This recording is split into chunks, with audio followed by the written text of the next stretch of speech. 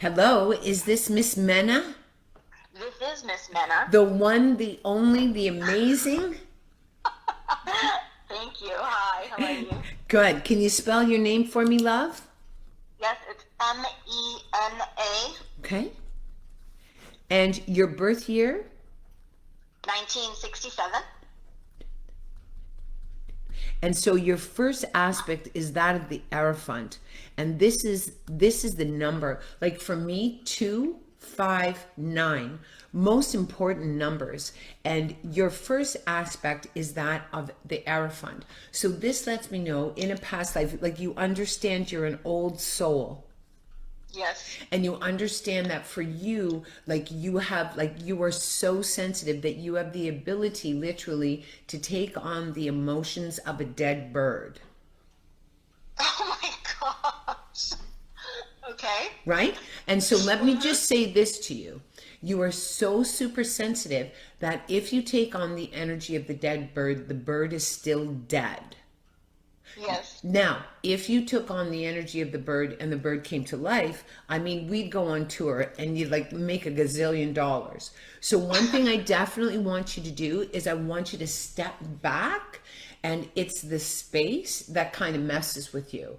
Like there's and what's really interesting, in a past life, you walked with Christ and that Wow. you actually witnessed what happened to him.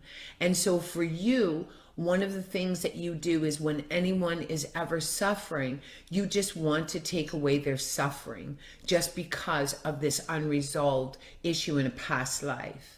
And Wow. so that's where you just need to step back. I mean, fives for me, there is no doubt in my mind. And it almost feels like when you were in this lifetime, you were 9 years old, so you had no power. It also feels like that you didn't want to watch, but you couldn't even help yourself, and that you really questioned the people around you that did nothing. And so one thing I definitely would do is like for myself, anyone with the energy of five are natural born healers. Like, I mean, they just walk with guardianships. So they have guardianships behind them. All of their energy comes through their hand. It goes through their crown and out through their hands. So, most fives have incredibly healing hands. Your month, April. this one gets in the way a little bit because this lets me know you get stuck in your head. Yes, And I you do. and you understand that there's this part of you that is completely logical that needs proof, and then there's this part of you that absolutely has complete faith. So Mm-hmm. your mind gets in front of your faith. Yes, that's true. And so what I want you to do is I want you to have a conversation with your mind. And when you catch Okay. yourself kind of, because for you, it goes your mind, your heart, your tummy, your throat. And so in the year 2020, what I want you to do is when you catch yourself, and there's no doubt in my mind, the symptom of when you're in your head is where you just over analyzing. And then what I want you to do and just say, no, I walk in a path of faith. Like I brought this forward from a past life. I'm an old soul. And so I don't have to prove anything, nothing. Your day, Second. oh, how cool are you? This is the priestess, highly intuitive, and she is the record keeper. So for you, there's no doubt in my mind that, like, I mean, so far you have the two and you have the five. So that this is like the record keeper is the intuitive. They also tend to, their tummies get in the way. So your mind gets in the way and your tummy gets in the way. And so with record keepers, they really tap into the history of people. They're all about past lives. They're all about, their wounds and how their wounds affect their present and how they can't avoid their wounds. They have to work within the wound in order to take back their power. Mm-hmm. Yeah, and just a sec.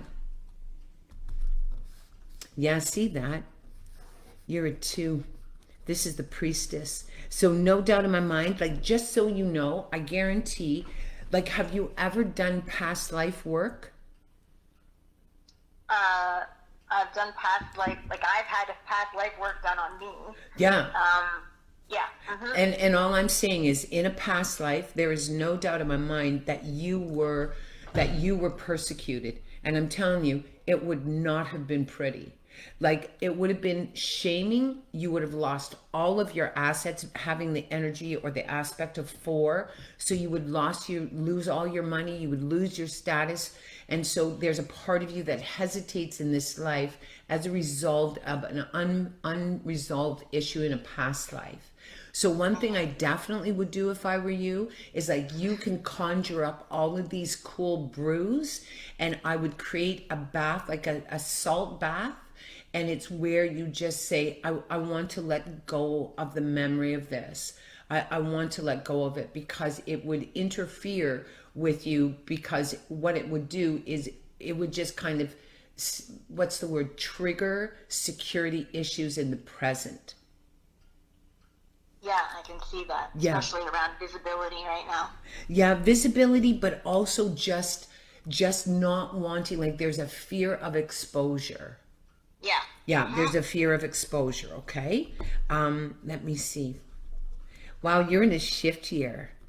And this means that this year you question everything. Like, you're kind of stirring everything up.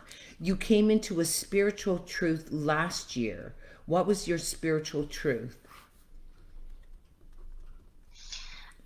Probably the biggest thing was that because both my mom and my heart Horus passed, for most of my life I believed that I had been abandoned, and that was a theme that carried through my whole life. And then I realized that this was just all part of my journey of discovering my own power, and so that I could support others in doing the same for themselves, understanding that they've never actually been abandoned. Okay, and so your mother's birth year? 1947. And her day? 5th. And her month? 5th. Wow. Her birthday would be this week. Yep. Yeah, wow. 10, 7, 8, 9, 21, 22. And so, like, this is what's really interesting. Do you see in your aspect you have a 5? So you connect. So what you're feeling is, like, just so you know, like, she was and is a 4, which is an emperor. So you have the shared connection with the 4, and you have the shared connection with the 5.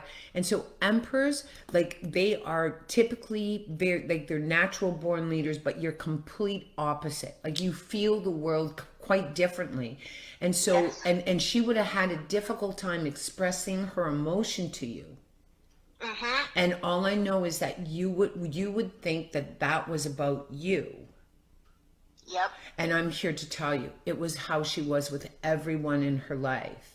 So one thing I definitely would do is, it's just interesting. Let me just see what was going on with her when she passed. And so no doubt she just let go. Yeah. She did. She said, I'm telling you, your mother did not want to be half here. That's true. And Very true. what day did she pass? Well, technically September 17th, 2018, but more like the 16th. Okay. Like yeah. So it was September, I'm sorry, 17th? No, 2018. 2018, September 17th? Yeah. Okay. And see, what's really interesting is she was not even in her body. Like, she was transitioning on the 17th. Like, she would have come to peace with it on the 16th, and then she just transitioned. Yes, because on 2018 0917, that is a shift year. So in other words, she was transitioning. So she actually would have left on the 16th, and she would have been out of her body. So she felt absolutely no pain when she died, just so you know. Let me just look. 2010. That would be another big year. And do you want to know something really wild, Mena? Like the day, the vibration that she passed in is the very vibration you're in this year. Oh, wow. So it's a transitioning. It's a transition. Like I'm telling you, like with my dad passed last year on the 20th of September. And it was like without his loss, I don't think I'd be sitting here talking to you on a live Facebook event. And there's no doubt in my mind that you're just stirring things up, and good for you. And next year you're definitely going to be more where you bring more of your medicine, but it's going to be connected with past life and all that stuff. 2010 would be another big year. 2001. These are for me? Yeah. Okay. 1992. Okay. 1983.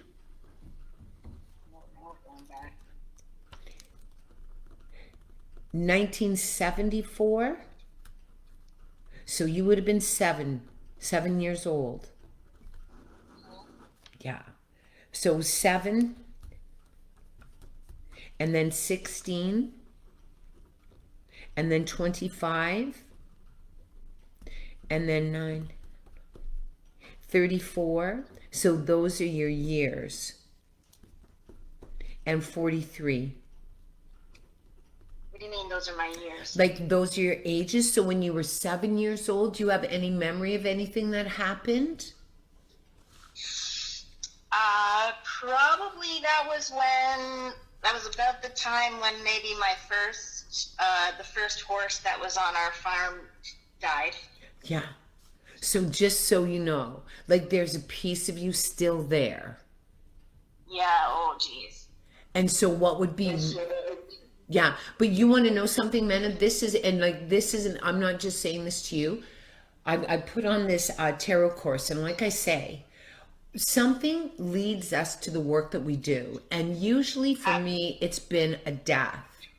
And so the horse that passed is working with you right now. Wow. Like, just so you know.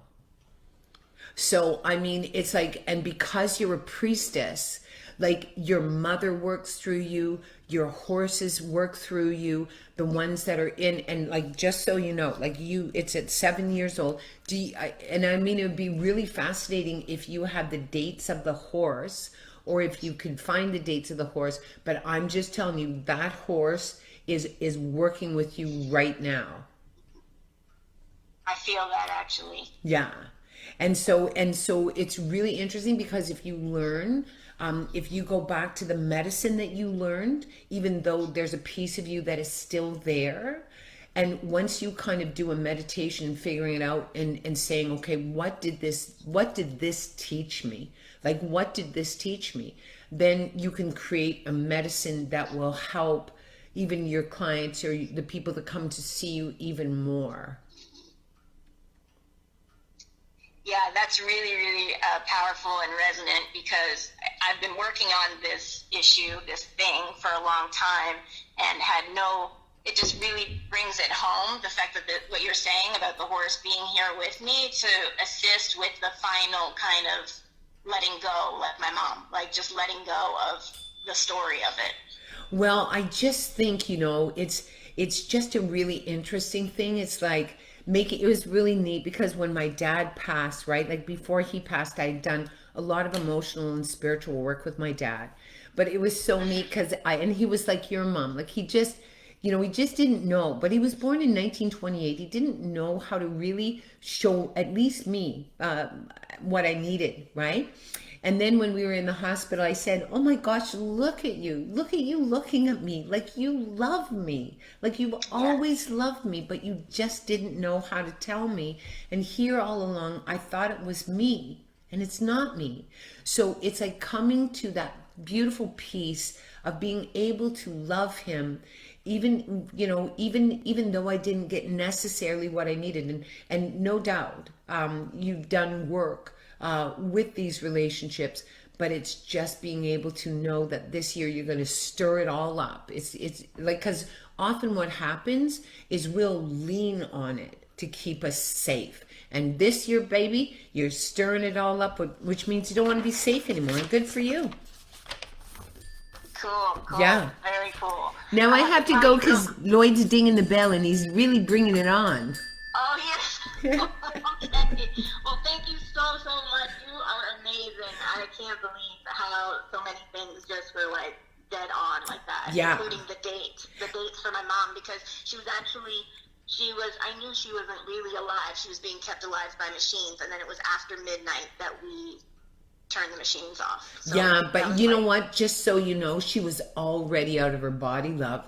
Like, you don't even have to worry. Like, she was already out of her body. And so, you know, just so you know. And so I want you just to consider, like, for you, like, I guarantee, because you're a record people will come to you that have a hard time letting go. So just think about creating some, like, with oils and salt, where after their treatment or whatever, that they can go home and help. Like, your treatments do not end when the person leaves you. Beautiful. Yeah. Awesome. Okay, love, I gotta go. Okay, thank you so much. Okay, thank you. Have a great rest of the day. Okay, bye, love.